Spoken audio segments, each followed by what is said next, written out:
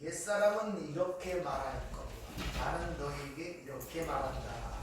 이렇게 말씀하십니다.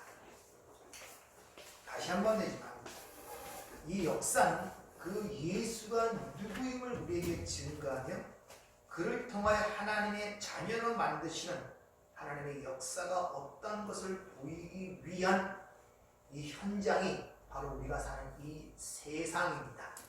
성경의 주제는 예수 그리스도와 그의 십자가라는 것은 다 알고 있는 사실입니다. 따라서 우리가 앞에서 배운, 아니 그 전에 요한복음을 배울 때도 우리가 생각을 했죠. 죄에 대하여, 의에 대하여, 심판에 대하여 이 모든 것이 누구와 관계된 것이라고 말씀을 드렸습니까?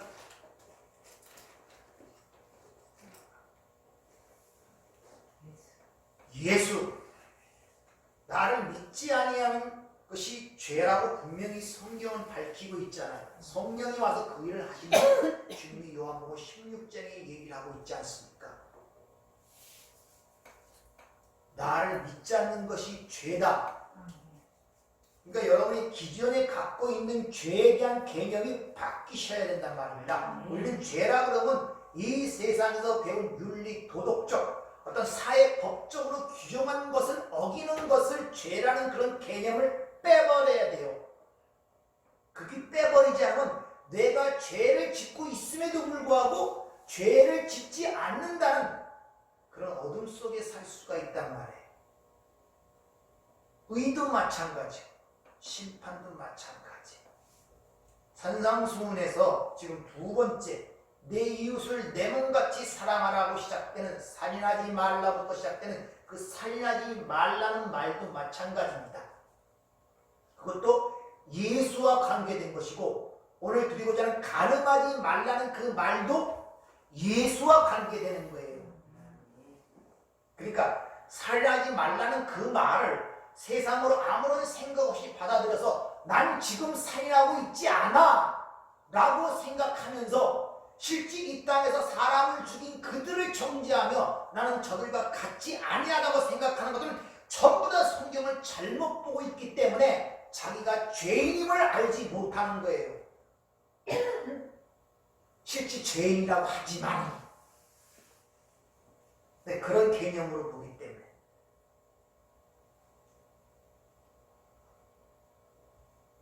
십계명, 모든 율법의 요약을 시키는 대표적인 십계명 아닙니까? 그 앞에 5개는 하나님을 사랑하라는 것으로 요약을 시켜주시죠.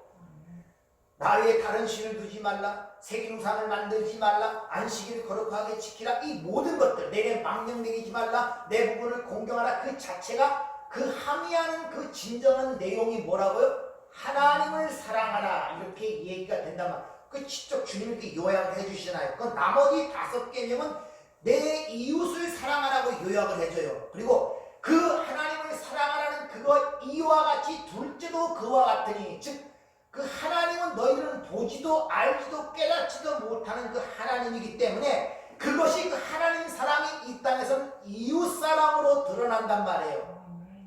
그럼 그 이웃 사랑이 뭔가를 지금 가르치는 그 말이 살인하지 말라, 간음하지 말라, 도둑질하지 말라, 내 것에 거짓 증거하지 말라로 지금 설명이 되는데 그것이 어떻게 이웃 사랑이냔 말이에요.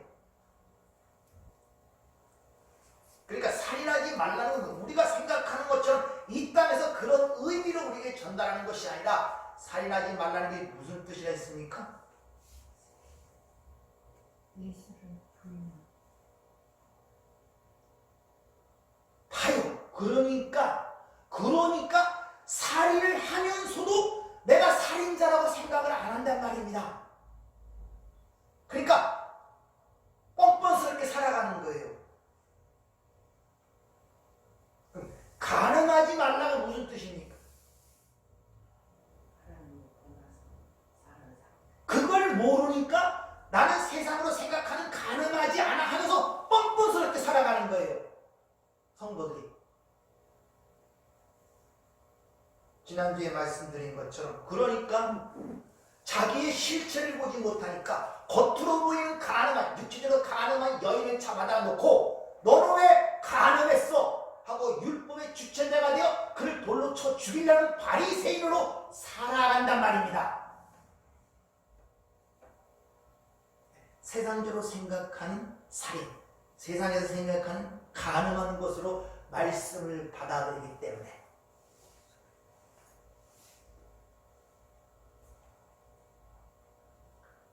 지난주에 요한복음 8장 가늠한 여인의 이야기를 통해 말씀드린 것처럼 그것은 그 여인이 한 가늠한 여인의 이야기가 아니라 뭐에 대한 이야기? 구원이 뭔가를 가리키는 이야기고 또 그 이야기는 내 이야기라고 말씀을 드렸습니다. 그 가늠한 여인의 이야기를 통하여 구원이 뭔가를 아십니까? 내가 바로 그 가늠한 여인이었는데 하나님이 이렇게 구원하셨구나 하는 구원의 진리를 거기서 배우냐 말이고 그 얘기가 나 얘기네 라는 것을 여러분이 감지를 하시냐 말이에요. 가늠한 이야기, 그 여인의 이야기는 구약 전체의 이야기예요. 구약 전체의 이야기가 그 안에 함의가 되어 있단 말이에요. 거기서 그래서 주님이 땅에 글을 쓰는 모습이 두 번에 걸쳐 드러남으로 말미암아 너희들이 구원의 신의 산에서 율법을 준 사건과 금송아지 사건을 반복시키고 이스라엘 전체의 역사를 거기서 그들에게 상기시키는 상징적 의미가 그 예수님의 행위 속에 드러나 있단 말입니다.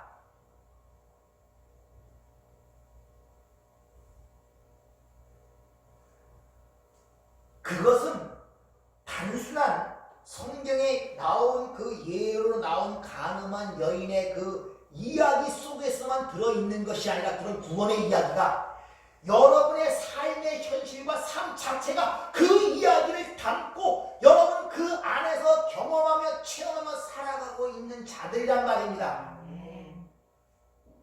근데 그것을 그렇게 보지 않으니까 그 삶 속에 어떻게 하나님이 나를 구원해 냈는가를 감지하지 못하니까 감사와 찬양과 그 은혜에 대한 감동이 나오질 않아요. 그냥 살아가는 것으로 그냥 봐요. 남들처럼 그렇게 살아가는 것, 세상 사람처럼. 그걸 죽은 삶이라고 하는 거예요. 그러니까 삶에 감동이 없는 거예요. 감격이 없습니다. 가늠한 여인의 이야기가 내 삶과는 전혀 다른 것으로 나는 느껴진단 말입니다. 내 삶이 그런 삶으로 보이지 않는단 말입니다. 그건 그냥 하나의 예제로 들어주는 주님의 그냥 예시야, 얘기지 내 삶이 그렇다는 것이 연결이 되질 않아요. 내가 지금 그런 삶을 살고 있었는데 하나님은 어떻게 내 삶 속에 간섭하여 나를 끌어내어 당신의 신부로 삼으셨는가가 내 삶을 살아가면서 거기서는 안 보인단 말입니다. 캄캄해요. 그러니까 삶에 감동이 없어요. 삶에 감격이 없습니다. 그네 찬송이 나오질 않아요. 그건 삶은 삶이고 와서 듣는 얘기는 그거예요. 그냥 연결이 되질 않아요. 신앙 생활이 되질 않아요. 그러니까 맹숭맹숭한 거예요. 그런 이야기는 이미 호세아서에서도 고멜이라는 여인을 신부로 삼아 어떻게 그를 자기 아내로 만들어가는 구약의 기록이 되어 있잖아요. 근데 그 이야기가 내 얘기처럼 느껴지질 않아요. 왜? 성경에서 간음이라는 문제, 살인이라는 문제 이런 것들이 성경적 개념으로 명확하게 내가 알고 있지 못하기 때문에 내가 아는 개념이라는 이 땅에서 배운 그저 윤리 도덕적 사회법적 사람들이 합의해 놓은 선악과를 따먹고 선악의 체계 아래서 만들어놓은 자기 나름대로의 기준을 갖고 배운 그것을 갖고 있기 때문에 성경의 이야기가 내 얘기로 들리질 않아요. 아브라함의 이야기가 내 얘기로 들리지 않습니다. 야곱의 이야기가 내 얘기로 들리지 않습니다. 그건 머나먼 과거의 어떤 역사적 사실을 보는 이야기로만 들려요. 이순신을 읽는 얘기가 똑같고 세종대왕을 배우는 이야기가 똑같단 말입니다. 그냥 본받아야 하고 내가 이 땅을 살아가면서 교훈을 받아 그렇게 살아야 할 어떤 모범적, 태금적 삶의 지침서로만 알고 듣지 이게 내 삶 속의 생명으로 영생으로 역사하는 그 감동이 내 삶에 다가오지 않는단 말이에요. 하나님의 말씀이 쉽게 말하면 내 안에서 살아 역사하지 못하는 거예요. 말씀 내 안에 들어가서 거기서 보면 성전의 안에 마당에 예수님이 들어가 계시는데 이제 바리새인들이 율법의 대표적인 인본주의의 대표적인 바리새인들이 현장에서 가늠하는 여인을 끌고 들어와서 그 주님 앞에서 율법을 운운하면서 모세의 율법은 이런 여자를 돌로 치라고 명하지 않았습니까? 하고 돌로 쳐주리라는 모습이 거기서 드러납니다. 그는 창세기 3장에 먹지 말라는 선악과를 따먹고 선악의 판단자가 되어 심판자가 되어 그 여인을 죽이려는 이 바리새인들의 모습 속에서 가장 문제점이 뭐냐? 보이는 그 여인의 간음은 보이는데 진짜 간음한 영적인 자기 자신은 보이지 않는다는 거예요. 이걸 소경이라고 해요. 세상에선 소경이라 할 때 눈이 감긴 거나 밖의 것 보이는 것들이 안 보일 때 소경이라 하지만 성경에서는 밖의 것을 못 보는 자를 소경이라 그러는 것이 아니라 나를 보지 못하는 자를 소경이라 그러는 거예요. 우리 그리스도인들이 주의할 점이 바로 여기에요. 겉으로 드러나는 그것은 잘 보이는데 그걸 통하여 그 거울을 통하여 내 자신을 보지를 못하는 거예요. 그래서 계속 그를 정지하는 거예요. 나는 저와 다르다는 거예요. 여러분들은 여러분 주위에서 일어나는 모든 일들, 그게 살인이든지 간음이든지 이라는 모든 세상적 범죄를 통하여 내가 율법을 가진 자라서 율법을 통하여 그를 정죄하는 위치에 쓰는 것이 아니라 그 사건을 통하여 거울로 봐야 돼요. 인간은 반대 어떤 사건을 통하여 거울로 나를 보게 됐지 스스로 나를 보지를 못해요. 그 세상에서도 한길 물속을 못, 열길 물속을 알아도 한길 사람 속을 모른다는 그런 세상적 지혜가 왜 나왔겠습니까?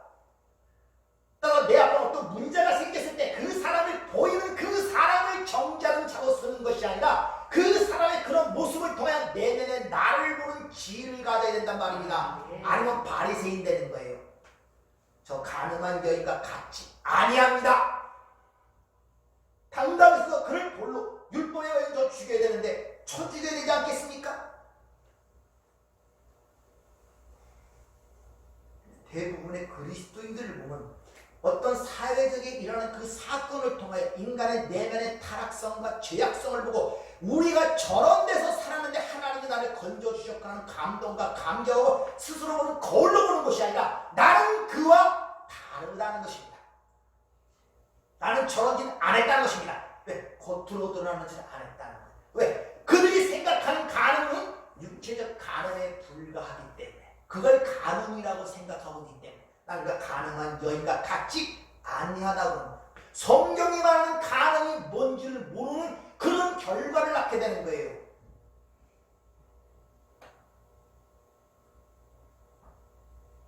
죄가 뭐라 그랬습니까? 예수님을 안 믿는 겁니다. 또 뭐라 했습니까? 그것이 하마르티아, 아니, 목표를 벗어나는 겁니다. 너의 목표가 뭡니까? 주 예수를 만나는 것. 인간의 제일 되는 목적이 뭡니까? 하나님을 영원하게 하고 그를 영원토록 그렇게 안 가면 그걸 죄라 그런다니까요. 아멘. 그 사람이 지금 어떤 행위를 하고 있냐가 중요한 게 아니라니까요. 여러분, 죄라는 것은 지금 다 대부분이 믿는 자나 안 믿는 똑같이 살아간다고 생각하세요. 똑같은 방향으로 그냥 똑같이 간다고 생각하고 있어요. 그러면서 그 똑같은 방향 속에서 똑같이 살아가면서 이 중에서 어떤 사람은 좀 착하게 살고 어떤 사람은 바쁘게 살고 그 법도 그들이 만들어놓은 법 안에서 그렇게 생각해. 아니란 말입니다. 예수를 믿으면 완전히 다른 방향으로 살아가고 있음을 여러분이 아셔야 됩니다. 한쪽은 이쪽으로 가고 한쪽은 이쪽으로 가고 있단 말입니다. 이쪽으로 가는 자들은 거기서 어떤 행위가 나와도 그건 다 죄예요. 어떤 행위가 나와도 자기 몸을 불사르게 내어줄지라도 그걸 죄란 말입니다. 거기 하나님의 사랑이 없기 때문에. 그러나 이쪽으로 가는 자들은 거기서 나타나는 어떤 행위도 그건 은혜로 하나님이 하나님의 배려이며 사랑이며 은혜란 말입니다. 아멘. 이거 이해하십니까? 아멘. 그럼 여러분 이쪽 가는 게 확실하십니까? 아멘. 방향이 확실하십니까? 네. 그럼 여기서 나타나는 여러분의 삶의 모든 고통과 어려움 그게 다 은혜로 느껴지나 말이에요. 거기서 하나님을 봅니까? 은혜를 봅니까? 사랑을 깨닫습니까? 나의 처음 죄인됨을 알니까? 전적 감독해집니까? 이쪽으로 간다면서요. 근데 이쪽으로 가는 사람이랑 똑같이 여기서 원망, 불평, 두려움, 근심, 염려, 답답함, 짜증, 삶에 대한 염증 뭐 이런 것들이 잔뜩 있단 말입니다. 그럼 이쪽으로 하면 뭐가 달라요?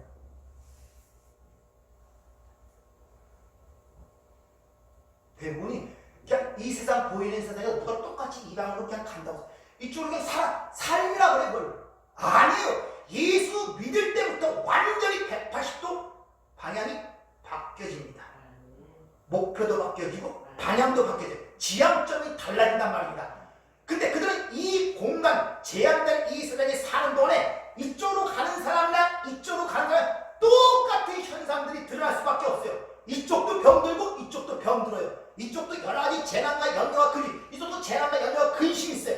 다 똑같은데 이쪽은 하나님의 은혜와 사랑 가운데 일어나기 때문에 그것이 그들에게 유익으로 작동을 하게 된단 말입니다. 아멘. 이쪽은 살아가서 계속 발부둥칩니다. 내가 살려고, 내가 만족하려고, 내가 행복하려고, 나의 어떤 것을 주인에서 살려고 부단히 노력하는 가운데 없어져 버리지만 이쪽은 살아가서 내가 주장되는 것이 아니라 내가 점점 없어져 버려요. 누구만 오롯이 드러난다?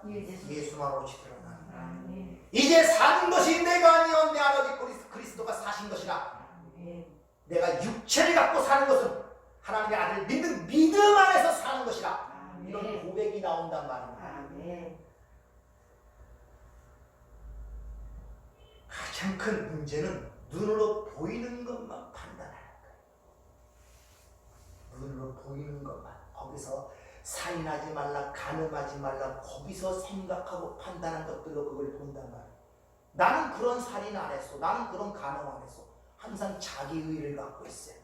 그런데 어떻게 하나님 앞에 죄인이라는 진정한 통의 자복이 나오겠습니까? 살해하지 말라, 간음하지 말라, 도둑질하지 말라. 그거 안 했는데요? 그렇게들 생각하고 있잖아요. 근데 거기서 무슨 통의 자복이 나와요?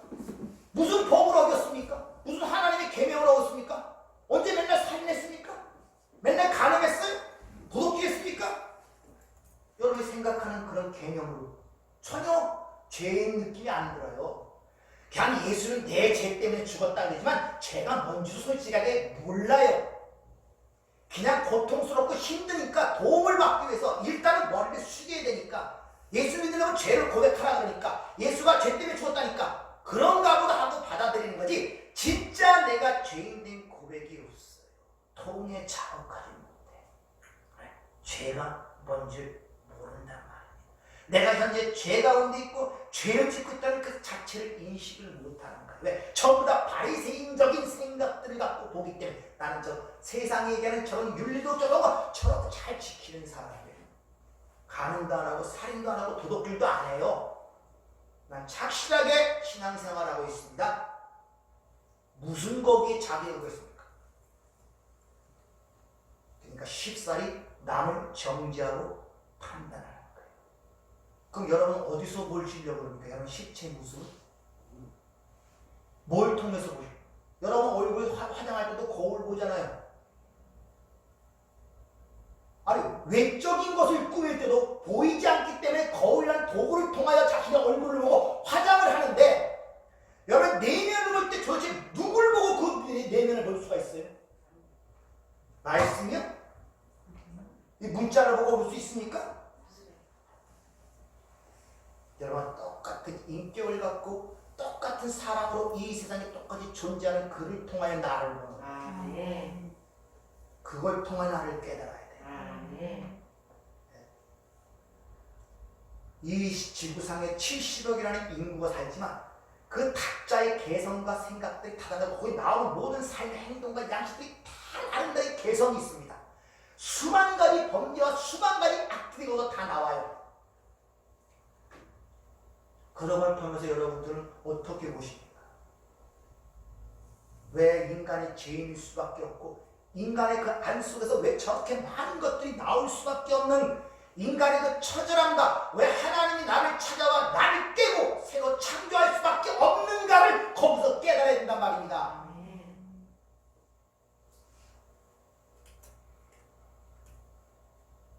그래서 요한복음 8장 다음에 소경의 이야기가 나오는 거예요. 진짜 소경이 누군가를 가리킵니다. 다시 한번 소경은 밖에 보이는 것을 보지 못하는 자들이 소경이 아니라 성경은 자신을 보지 못하는 실체를 깨닫지 못하는 그들을 소경이라는 것입니다. 근데 그들은 특징이 뭐냐? 본다고 해요.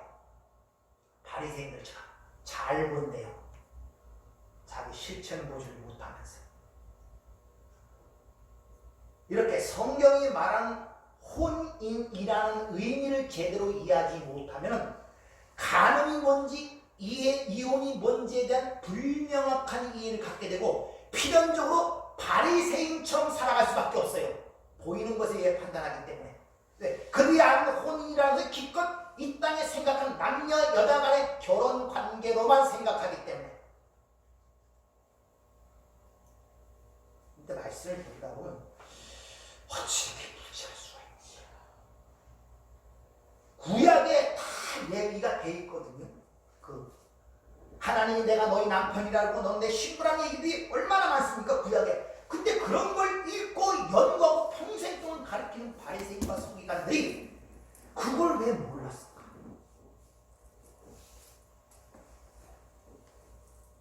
그래서 하나님께서 눈을 열어주셔야 아는 것입니다. 아멘. 성경에서 혼인이라는 것은 하나님과 하나님의 신부, 교회와의 연합에 대한 이야기라는 사실을 아셔야 됩니다.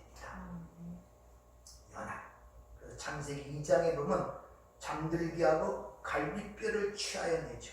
그 다시 여자를 만들어 다시 신랑에게로 끌어가는 그 모습이 이 역사가 그려내는 것입니다. 원래 이스라엘 우리의 하나님의 신부의 원래 자리는 바로 남자로부터 남자의 것으로 만들어진 거예요. 그러면 그 자리에 놓아야 되는데 왜 그걸 다시 분리를 시키고 여자라는 말을 사용하여 신부를 만들기 위해 그를 다시 원상태로 글로 끌고 가는 이 여정, 이것이 역사란 말입니다. 그래서 혼인으로 시작되고 혼인잔치로 끝나는 거예요, 성경은. 그래서 이 역사를 지난주에 말씀드린 것처럼 신부의 예비 기간이라고 말씀을 드렸죠.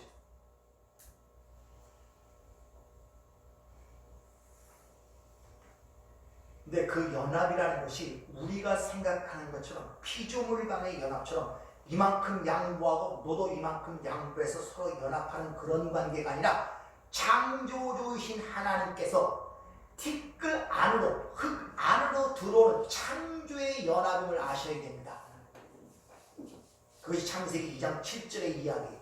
흙으로 아담아 민 아파는 흙에서 나온 먼지에 하나님의 생기가 들어와 살아있는 존재가 됐다는 것이 창세기 2장 7절의 이야기 아닙니까? 그걸 지금 우리가 이 땅에서 깨달아간단 말입니다. 그걸 연합이라고 해요. 유한한 세상에 영원한 그 나라가 들어온 상태, 하나님이 자기 창조한 세계에 들어온 상태, 성육신의 상태, 그 자체가 계속 그것을 이야기를 해주고 있단 말입니다. 여러분은 먼지에 불과한 자들인데 그 안에 하나님이 생명의 주가 여러분 안으로 뚫고 들어와 여러분을 새롭게 만들어내는 그 과정이 이 역사란 말입니다.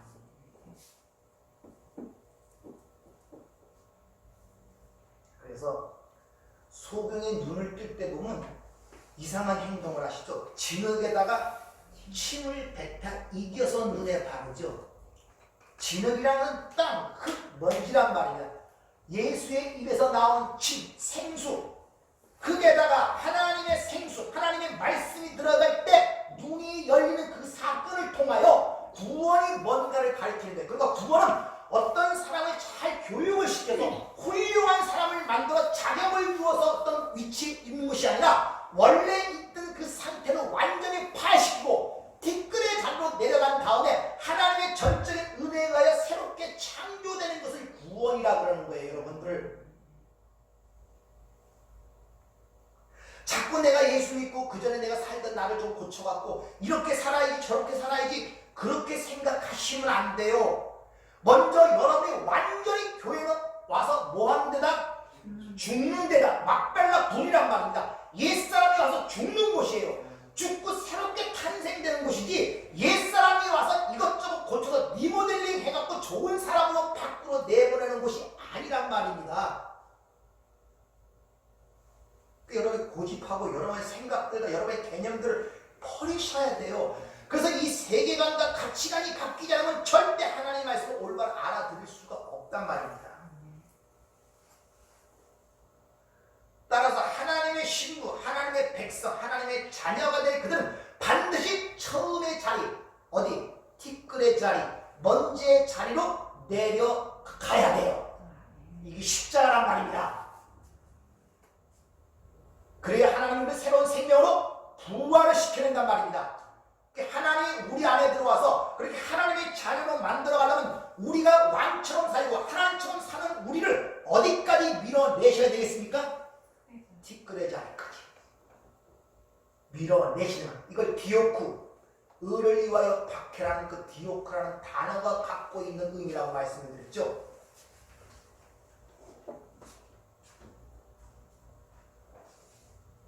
이런 하나님의 구원의 진리를 이해하지 못하고 그 하나님의 은혜를 이해하지 못하고 하나님의 그 은혜 안으로 들어오지 못한 자들의 모든 사고와 행위를 성경에서는 가늠, 그리고 그 상태를 이혼한 자라고 정의를 하고 있다는 것을 잘 기억을 하셔야 돼요.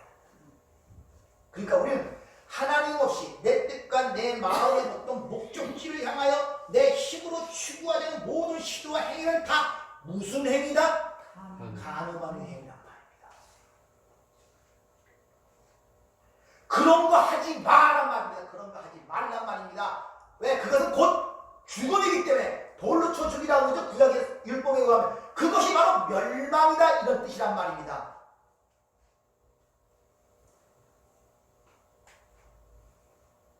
왜 우리가 이 혼인을 잘 이해하지 못하냐? 세상의 혼인은 남자 여자가 서로, 신부와 신랑 측이 서로 준비를 합니다. 그러나 하나님과의 혼인은 하나님이 시작하셔서 하나님이 완료를 하세요. 그래서 요한계시록에 보면 나는 알파요 오메가, 처음과 나중, 시작과 끝이라고.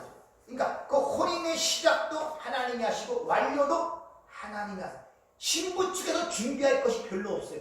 신부라가 기껏 준비하는 것이 그 주어진 예복, 또 성령으로 주어진 그 등불, 요 두 개. 그것도 하나님의 성령에 의하여, 하나님의 은혜에 의하여 주어지는 것이지 실제로 신부가 준비하는 것이 아니란 말입니다. 이런 것들을 가르치기 위하여 이미 구약에서 여러 가지 사건을 통해서 이해하셔야 합니다. 모세가 그 많은 이스라엘 여자들을 내두고 왜 하필 애굽 여자 구수 여인을 아내로 취합니까? 선택은 하나님의 뜻대로 한다는 거예요.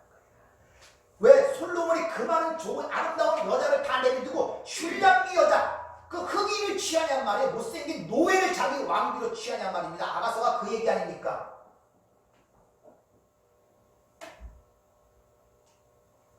하나님의 은혜로 선택한다는 그 일방적인 선택, 기쁘신 뜻대로, 그리고 하나님께서 모든 걸 준비하시고 하나님이 주도하시고 하나님이 완료하시기 때문에 요한계시록 20장은 거룩한 성 예루살렘을 어린 양의 신부라고 그러죠. 신부는 잘 보세요. 신부는 이 땅에서 잘 만들어져 갖고 그 나라에 들어가는 것이 아니라 계시록에 의하면 그 신부는 하늘에서 완성된 곳으로 이 땅에 내려온 것으로 그려져 있다는 걸 아십니다. 그러니까 그 신부에게 주어질 그 세마포, 오른행실, 성도가 입어야 할 그 예복은 우리가 이 땅에서 여러 가지 수고와 노력으로 잘 마련해갖고 주어지는 것이 아니라 하늘에서 일방적으로 입혀지는 것이란 말입니다. 그 예복이 입혀지기 위해서는 내 옛사람이 옛것을 벗어버려야 해요. 새 사람은 하나님에 의한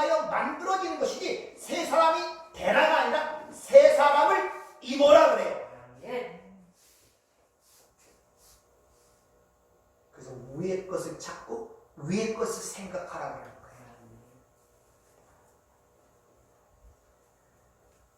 그렇게 하나님에 의해 선택된 그 혼인은 반드시 완료가 될 수밖에 없죠. 왜? 하나님이 시작하셨으니까. 그 얘기를 로마서 8장 30절에 미리 정하신 그들을 또한 부르시고 부르신 그들을 또한 의롭다 하시고 의롭다 하신 그들을 영화롭게 하셨느니라. 이 혼인은 절대 중도에 파괴될 수 없고 또 혼인 이후에 이혼 같은 게 있을 수가 없습니다. 이스라엘 백성들이 홍해를 넘어 나왔지만 다시 홍해를 건너 애굽으로 돌아갈 수 없단 말입니다. 왜냐? 이 시간이란 역사 속에서 그게 왜 뒤집어지지 않고 왔다 갔다 하지 아니하면 이미 그것은 영원한 세계에서 완료되어 있기 때문에 그래요.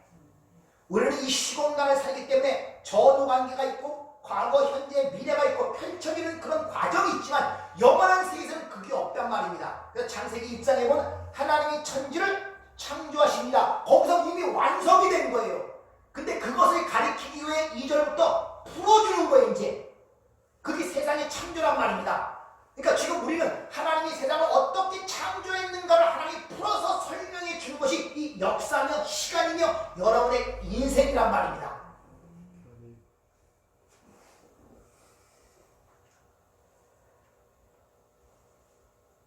이렇게 이미 역사 속에서 하나님의 영원한 세계 속에서 완성된 그 하나님의 백성, 하나님의 신부들을 이 땅으로 보내시는 거예요. 그래서 왜 하필 창세기 1장 3절에 보면 빛에서 어둠을 갈라내시냐는 말이에요. 그냥 내버려 두지. 어둠을 일부러 갈라내시고 그것을 밤이라 칭하시고 어둠이라 칭하시죠. 아니 원래 한 몸된 그 남자의 몸에서 왜 갈비뼈를 취하여 그걸 분리시키내시냔 말입니다. 그리고 왜 다시 끌어갈 걸? 그래서 그 자리가 어떻게 이루어지고 그 안에서 그 자리에 이르기까지 하나님의 오래 참으심과 그 위대하심과 지혜와 능력들을 깨닫게 하여 그걸 찬송하는 자로 만들기 위해서 찬송하는 자로 만들기 위해서 여러분의 인생이 똑같잖아요. 자식을 낳아봐야 부모의 마음이 이해가 되잖아요. 자식을 길러봐야 부모 마음이 이해된다니까요. 똑같은 논리란 말입니다. 그래서 하나님이 이 땅에 우리를 보내신 거예요. 그 영혼 속에 완성된 신부들을 이 땅에 보내셔서 그 혼인의 의미와 내용이 뭔가를 몸소 채울하게 만드신단 말이에요. 그런 자들을 하나님께서 아들, 씨를 가진 자, 말씀을 가진 자라고 칭해 주시는 것입니다.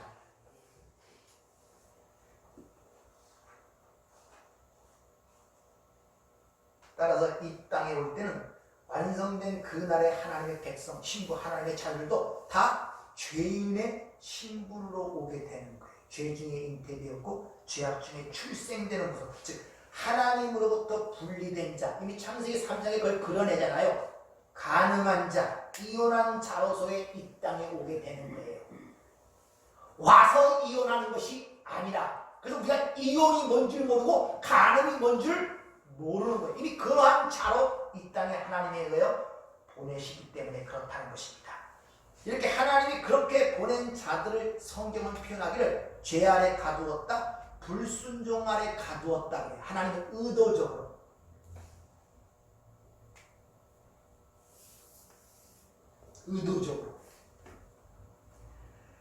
여러분, 생각을 좀 바꾸세요. 우리가 이 땅에서 뭘 판단하고 이것을 해야 되느냐 저것을 해야 되느냐 그거 고민하지 마세요. 그거 아무 그게 사람은 그게 내가 무엇을 해야 되고 무엇을 여기에 일단 생각을 버리란 말입니다. 먼저 뭐냐, 하나님이 하신 일이 무엇인가를 알아야 돼. 하신 일이 하나님이 계획이 뭔가를 알아야 된단 말입니다. 하나님이 그 안을 통해서 우리에게 알리고자 하는 것이 무엇인지를 알아야 된단 말입니다. 하나님이 이 세상을 창조하시고 이 세상을 통해 우리를 통하여 뭘 가르치고 뭘 말씀하고자 하는데 참여를 하셔야지, 내가 어떻게 하면 이 세상에서 열심히 살아서 하나님을 기쁘게 하고, 하나님을, 우리가 하나님의 마음을 어떻게 알아요? 하나님이 하신 일이 뭐야? 세상을 하나님이 창조해 믿습니까? 아, 네. 그럼 괜히 창조하지 않았을 거 아니에요. 이걸 통해서 뭘 각인 백성들이 가르치기 위해서 창조했을까? 그럼 그 뭘 가르치고 뭘 말씀하고자 하는 식으로 개념을 두고 봐야 된단 말입니다. 우리 인생도 마찬가지예요. 하나님 나라에도 없는 부부관계를 왜 이 땅에서 허락하시고 가정을 허락하셨냔 말입니다. 그 하나님 나라에 결혼이 없잖아요. 근데 왜 이 땅에서 그럼 왜 그렇게 허락하셨는가? 하나님의 의중이 뭔가를 보면 거기에 참여를 해야지. 그 결혼 생활에 참여를 해갖고 어떻게 하면 행복하게 살고 서로 사랑하게 살고 뭐 이거 저거 살고 이런 데 되면 거기 시험 드는 거예요.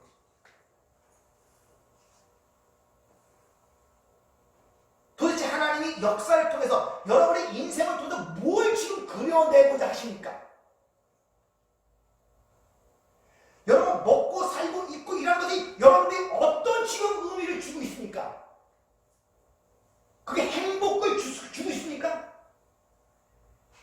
기쁨을 주세요 지금요? 자유함을 주세요? 그걸 위해 지금 올인하고 있잖아요.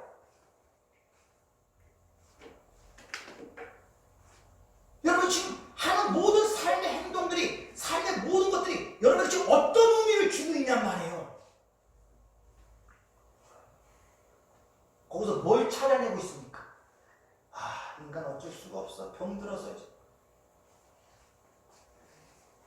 아니면 그걸 통하여 하나님이 뭘 그려내시고 뭘 알리시는가에 참여하고 있냔 말이에요. 어느 쪽이십니까?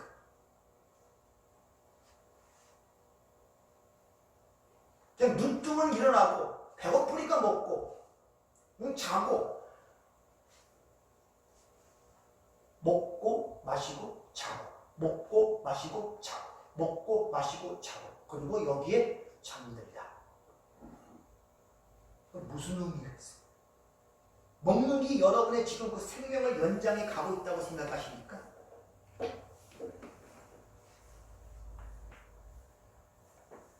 하나님이 이 세상을 창조하시고 여러분에게 잠시나마 그 생명을 주어 인생이라는 삶을 살게 하시는 이유가 뭐냔 말이에요. 도대체 이유가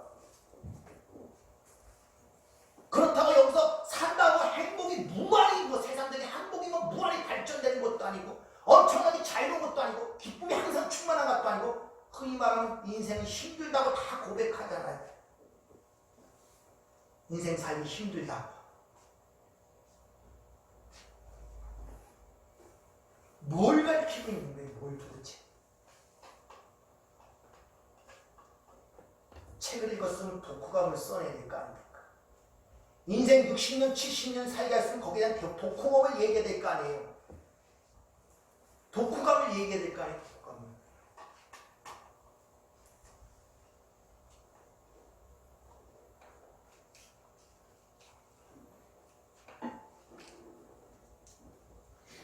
똑같은 하나님의 백성이나 아닌 자들이 똑같은 죄인의 모습으로 똑같이 죄인입니다.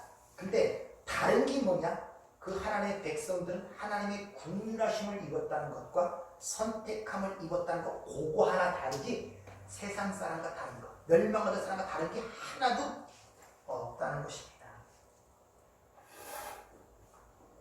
그리고 진정한 죄라는 문제가 뭔가를 자각하게 되고 무엇보다 자아를 위해 사는, 나를 위해 사는, 내가 뭔지를 알게 돼. 다 자기를 위해 살잖아요. 나라는 나, 지금 나. 어떻게 여러분 나를 위해 살 때 좀 만족하세요? 그 나가 여러분들에게 굉장히 행복과 기쁨을 주십니까? 이렇게 모든 사람들이 하나님의 은혜를 입은 자들은 제일 먼저 깨닫게 하는 게 뭐냐? 이 실체를 알게 되는 거예요. 창세기 2장 7절. 우리는 하나님이 없으면 먼지에 불과한 자구나. 하나님이 없으면 우리는 죽은 자구나. 잠깐 보이는 이 파닥파닥한 것들이 이거 아무것도 아니구나. 실체를 알게 돼요. 그걸 제일 먼저 깨닫게 돼요. 그래서 보혜사 성령님은 제일 먼저 가르치는 것이 죄에 대하여 통로로 시키니까 내 실체가 얼마나 절망적인 존재임을 가리켜야 바로 예수를 믿게 되기 때문에 자신의 실체가 얼마나 절망적인 존재를 깨닫지 못하면 예수 믿는다는 건 헛방입니다. 50%만 믿어봐 이런 거 없어요. 하나는 100%입니다. 그래서 그 100%를 만들기 위해서 끊임없이 다 끊어가요. 하나 성경까지 완전히 끊어 죽은 자로 만들어 놓는 거예요. 이게 에스겔서 37장 마른 뼈의 환상이라고 합니다. 그 이스라엘 백성들을 애굽으로 집어넣는 거예요. 하나님께서. 이들도 그들과 별 다름이 없다는 사실을 깨닫기 위해 하나님이 집어넣으시고 하나님이 꺼내시고 하나님이 당신의 백성들을 이 죄악 많은 세상에 죄인으로 보내고 가늠한 자로 보내고 다시 거기서 끌어내시는 거예요. 보내시는 분도 하나님이시오 끌어내시는 분도 하나시오. 뭘 가리키려고? 내가 없으면 너희는 아무것도 아니고 그 은혜를 알아. 그 은혜를 찬송케 하기 위하여 그걸 가리키기 위하여. 그렇게 하나님의 당신의 신부들을 가늠한 자로 이 땅에 보내시는데 거기서 뭘 주소 보냈냐? 오늘 본문에서 이혼 증서를 주소 보냅니다. 그들에게 이혼 증서. 이혼 증서가 뭐냐면 바로 성령이에요. 말씀. 그걸 통해서만이 실체를 깨달을 수가 있게. 이게 이혼 증서예요. 또 그걸 통하여 내 실체, 내가 가늠한 자입니다를 잘 기록해 주는 것이 성경이거든요. 또한 동시에 그 이혼 증서가 예수 그리스도 즉 하나님의 어린 양 우리의 신랑 되신 예수와 혼인이 얼마나 기쁘고 우리에게 즐거운 것인지를 또한 그거를 통해서 깨닫게 해요. 이게 이혼 증서예요. 근데 그 주신 이혼 증서를 뒤에 나오죠. 음행한 연고 없이, 음행한 이유 없이 아내를 버리는 자. 그 음행한 연고, 음행한 이유라는 뜻이 포레리아 너거스, 왜곡된 말씀, 거짓된 말씀, 병든 말씀이라는 뜻이에요. 그렇게 이혼해서 그걸 통한 네 실체를 깨닫고 예수 그리스도와의 그 연합, 신랑 되신 하나님의 연합과의 그 생명을 알려고 그 이혼 증서를 주었더니 그것을 왜곡된 말씀, 율법으로 알아들어 행위를 통하여 뭘 이루고자 하는 것. 그것이 음행이란 말입니다. 음행한 이유.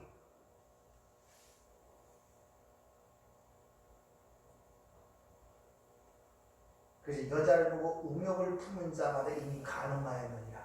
그 말은 지나가는 여자를 보고 아름답다 그러면 이미 가늠한 자라고 사람들 많이 생각하죠. 그 여자분들도 그런 걸로 많이 정지하죠. 남편 꼬집고. 누가 나만 하겠습니까?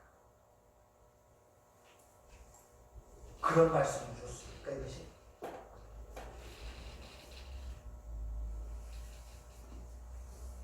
왜곡된 말씀, 병든 것, 이런 것, 그런 것, 그러니까 잘못된 말씀이 아닌 것으로 자기의 신분을 삼지 않는 것들은 다 잘못된 것이다 이런 말이에요. 이혼, 음행하는 이유는 딱 한 가지예요. 뭐라고요? 하나님의 말씀을 왜곡해 듣는 것, 율법으로 들어버려 행위로 갖게 되는 것, 그것을 음행한 이유란 말이에요. 그게 음행이라는 것입니다.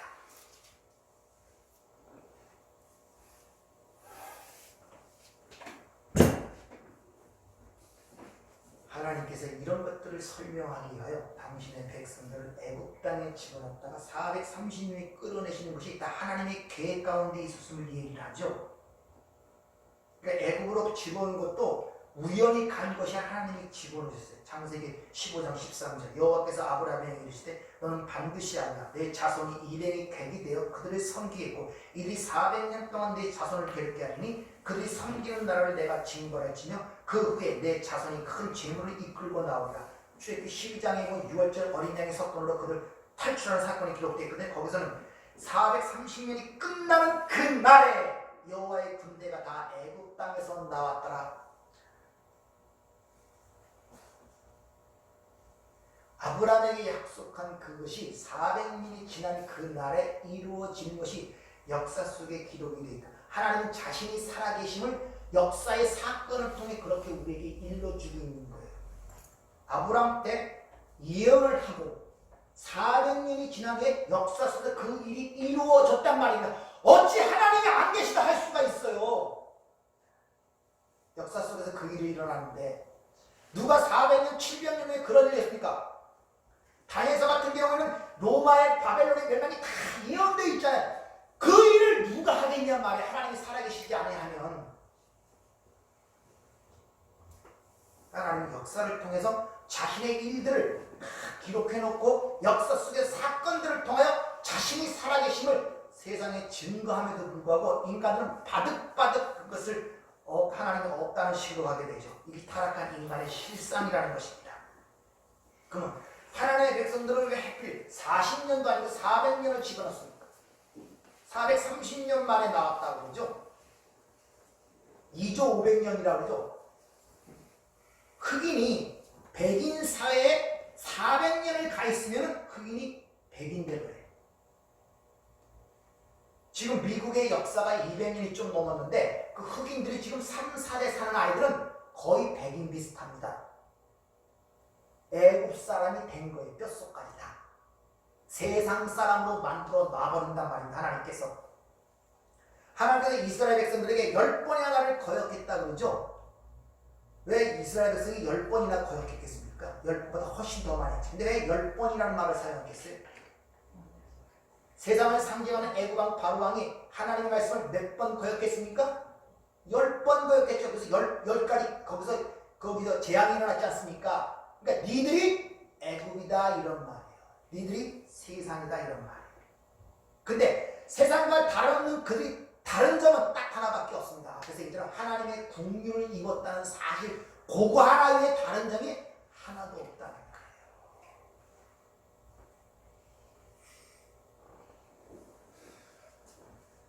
따라서 우리는 이 세상을 상징하는 애굽에서 이 세상에 살아가면서 신랑만을 의지하며 살아가는 것이 우리 신앙생활이에요.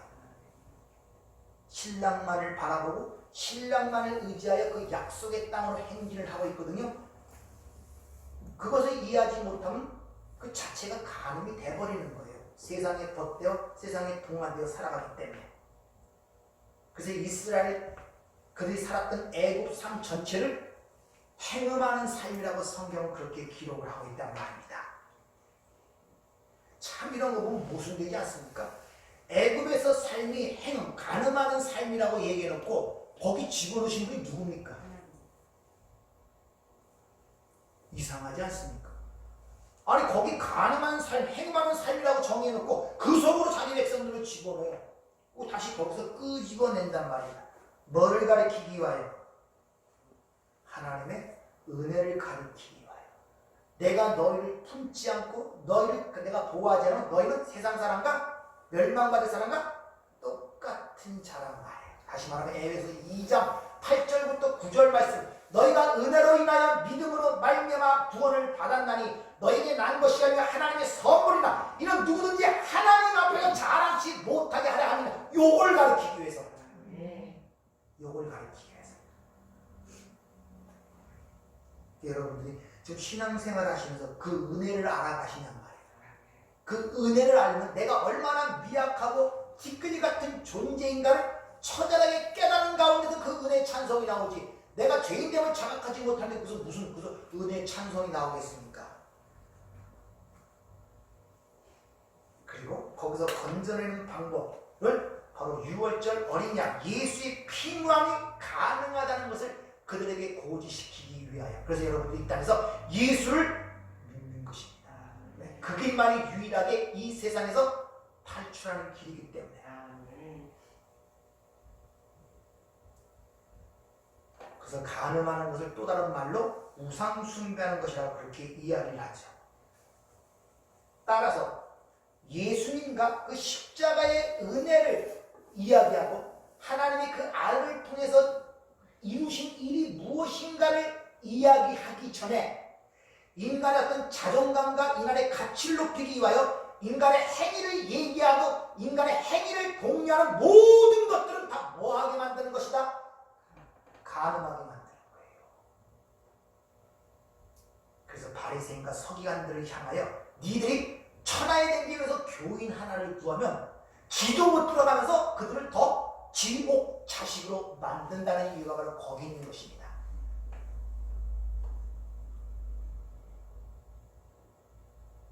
그래서 인간의 어떤 성숙이나 인간의 변화, 인간의 선한 행위로 하나님의 말씀이 결론이 나버린다면 그것은 결국 자기 의만 드러나게 되고 그런 가르침은 가능하게 만드는 음행한 이유, 포네리오스, 로고스, 왜곡된 말씀을 가르치는 그들을 거짓 선지라 그러고 그들을 계시록에서 땅에서 나온 짐승이라고 표현하는 것입니다.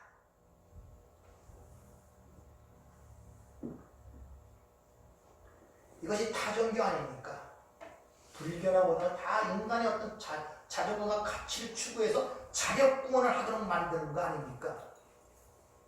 유독 인간을 파괴하고 아무것도 아닌 존재로 만들어 새롭게 창조하는 종교는 기독교밖에 없습니다. 다 다른 종교는 인간의 자존감을 높여줘요.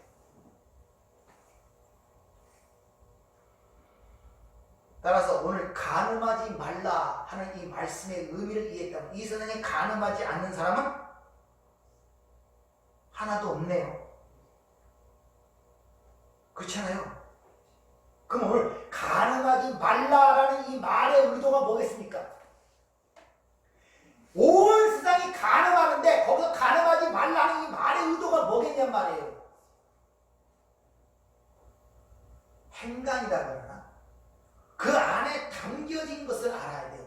노고스 안에 레마, 예수라는 이 육체 속에 안에 있는 보이는 그 인간 안에 있는 그리스도, 하나님 주와 그리스도가 있는 걸 봐야지 된단 말입니다. 그러니까 살인하지 말라는 그 말의 의도가 뭐겠습니까? 뭘 전달하고자 살인하지 말라, 간음하지 말라 이렇게 말하겠습니까?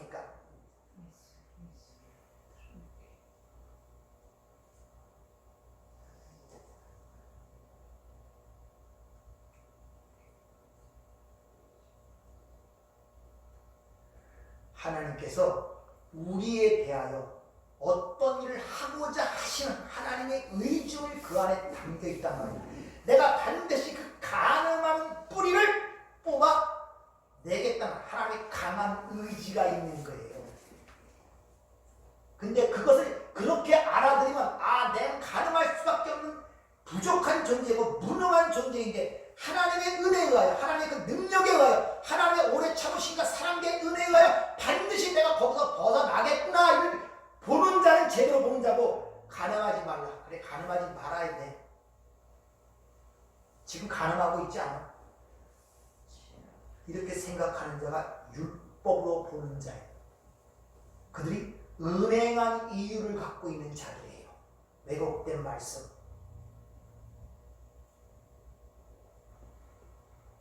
그래서 예수님께서 그걸 뽑아내시기 위하여 노뱀이 달려 나무에 달리시면서 간음한 우리를 안고 간음한 여인 고멜 음녀가 되어 십자가에 죽으시는 것입니다. 그것이 계시록 17장에 잘 기록이 되어 있으니까 그거 한번 잘 읽어보세요. 예수님이 음녀가 되셨단 말입니다. 근데 세상에서는 이상하게 봐요. 왜? 성도의 피에 취한 자라고 얘기해요. 십자가를 요구하거든요. 예수가 우리를 끌어안고 음녀가 되어 죽고 다시 새 사람으로 우리와 함께 부활하실 거예요. 네. 그렇게 죽고 부활한 그들은 누구만 의지하고 누구만 자랑하겠습니까? 예수만 의지하고 예수의 피만을 의지하며 살아가는 새로운 존재가 될 것입니다. 네. 요한일서 5장 9절에 보면 하나님께서 그 한번 찾아보자 한번 읽고 마치도록 하죠. 요한일서 5장 9절부터 12절까지 하는 말씀을 보죠.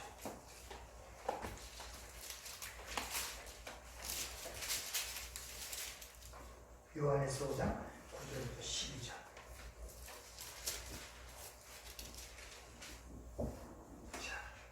만약 우리가 사람들의 증언을 받을 때 하나님의 증거는 더 크도다. 하나님의 증거는 이것이니 그 아들에 대하여 증언하신 것이라. 하나님의 아들을 믿는 자는 자기 안에 증거가 있고 하나님을 믿지 않은 자는 하나님의 거짓말하는 자로 만드느니라. 이게 바로 은행한 이유로 그 말의 의미란 말입니다. 이는 하나님께서 그 아들에 관하여 증언하신 증거를 믿지 아니했습니다. 증거는 이것이니 하나님은 우리에게 영생을 주신 것과 이 생명이 그 아들 안에 있는 것이라. 아들이 있는 자에게는 생명이 있고 하나님의 아들이 없는 자에게는 생명이 없느니라.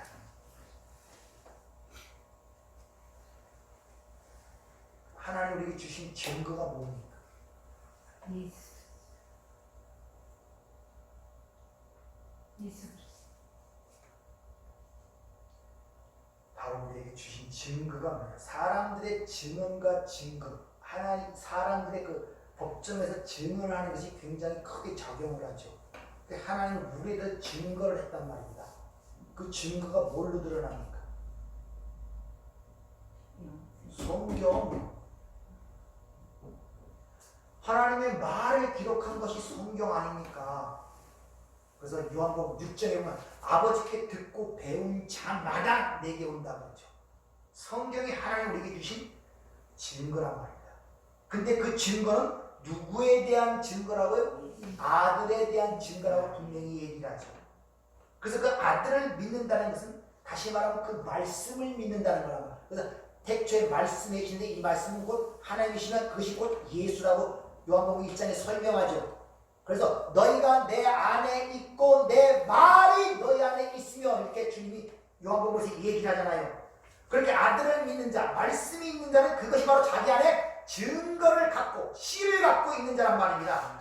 근데 하나님을 믿지 않는 자는 그 하나님이 하신 그 이야기를 왜곡해 듣는 자, 거짓말하는 자, 폴리오스, 노고스, 율법주의나 속이는 것처럼 그렇게 아는 자로 하나님이 만드신단 말입니다.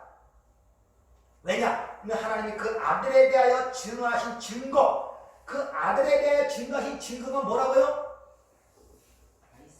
말씀, 성경. 근데 그것을 예수, 그 아들로 보지 못하고 바리새인들은 뭘로 봅니까? 내가 지켜야 할 법으로 보잖아요. 그 얘기란 말입니다. 그 아들에 대하여 하신 증거, 그 말씀을 바로 바리새인들은 왜곡돼서 법으로 아들로 보는 것이 아니라 생명으로 보는 것이 아니라 법으로, 율법으로 본단 말이에요. 그걸 믿지 아니했습니다. 증거는 이것이니 증거, 뭘 주면 증거가 뭐랬습니까? 말씀. 말씀이 우리에게 영생을 주신 것 같아요. 영생의 말씀이 여기 있어 그러잖아요. 영생의 말씀을 우리에게 주는데 그 생명을 또 이렇게 표현하면 생명이라네. 생명. 그 생명, 씨, 그 생명이 아들 안에 있는 그것이니라. 그래서 예수를 씨라 그러잖아요. 그래서 그 아들이 있는 자에게는 생명이 있고 하나님의 아들이 없는 자에게는 생명이 없느니라. 그러니까 그 아들이 있느냐 없느냐, 그 말씀이 그 안에 증거로 있느냐 없느냐, 이게 생명이 있느냐 없느냐의 관건이 되는 것이지, 이 땅에서 바리새인처럼 어떤 것들 행함으로 말미암아 자기의 가치관과 그런 것이 충족되는 자기 의로 말미암아 생명이 있는 거냐 없는 거냐가 판단되는 것이 아니란 말이에요.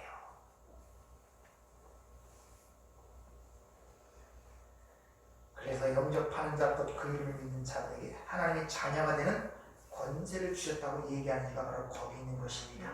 오후 시간에 좀 더 자세하게 살펴보도록 하겠습니다. 이 이혼 증서가 뭐고, 왜 오른눈과 오른손을 찍어버리고 빼버리라고 하신 의도가 무언가를 한번 오후 시간에 자세히 살펴보도록 하겠습니다.